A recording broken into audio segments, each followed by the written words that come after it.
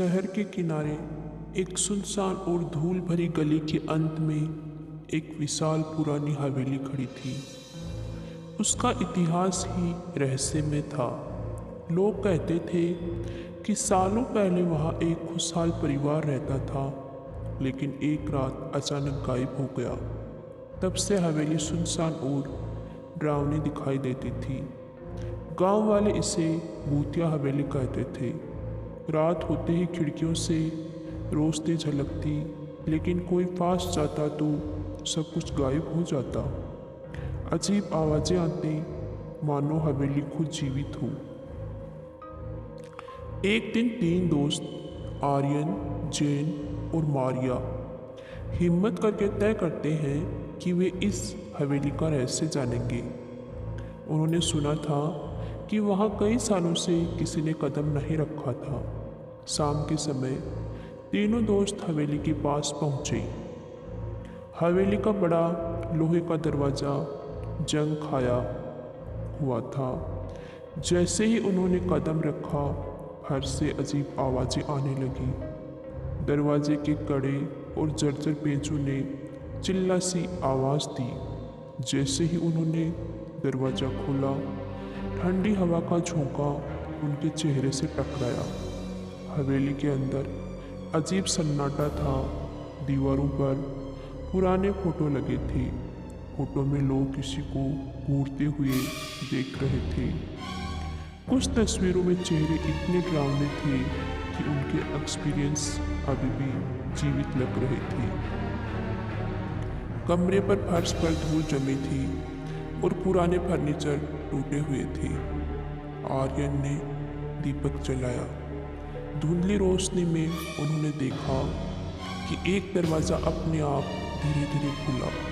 ठंडी हवा उनके शरीर से टकरा रही थी। जैन ने कांपते हुए कहा, हमने ये करना ही चाहिए था। मारिया ने हिम्मत दिखाते हुए कहा, अब पीछे हटना बहुत मुश्किल है। वे धीरे धीरे कमरे में घुसे। तभी उन्होंने देखा कि कमरे के कोने में एक भूत जैसी परछाई खड़ी थी। उसकी आंखें खाली और डरावनी थी। जैसे ही वह उनके पास बढ़ी, कमरे का तापमान अचानक गिर गया और दीपक की लो कांपने लगी। आर्यन ने धीरे से कहा, हम तुम्हें डराने नहीं आए हैं, हम बस तुम्हारी मदद करना चाहते हैं। भूत की परछाई कुछ देर के लिए स्थिर हो गई। मारिया ने फर्श पर पड़े एक पुराने डायरी को उठाया। डायरी में लिखा था कि यह परिवार खुशहाल था, लेकिन एक रात अजीब घटनाओं के बाद सब गायब हो गए।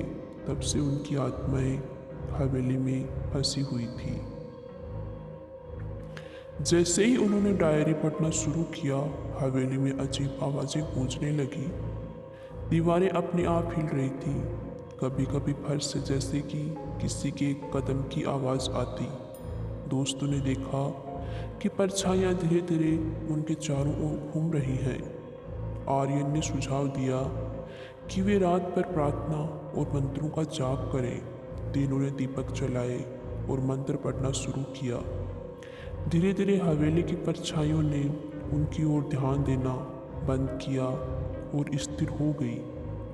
हर कमरे में जाकर उन्होंने प्रार्थना की और भूतों की आत्माओं से संवाद किया।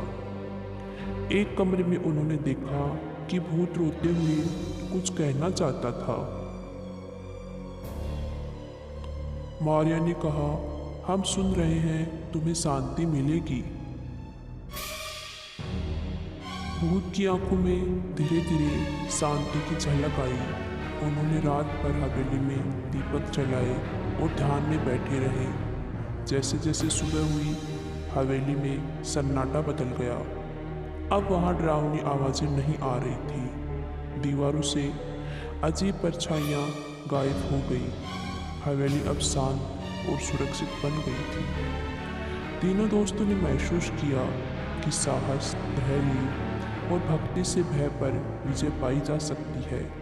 अब हवेली न केवल सुरक्षित थी, बल्कि लोगों के लिए प्रेरणा का स्रोत बन गई। वह जगह है अब डरावनी नहीं, बल्कि साहस और भक्ति का प्रतीक बन गई है। लोग अब वहाँ आने से डरते नहीं थे।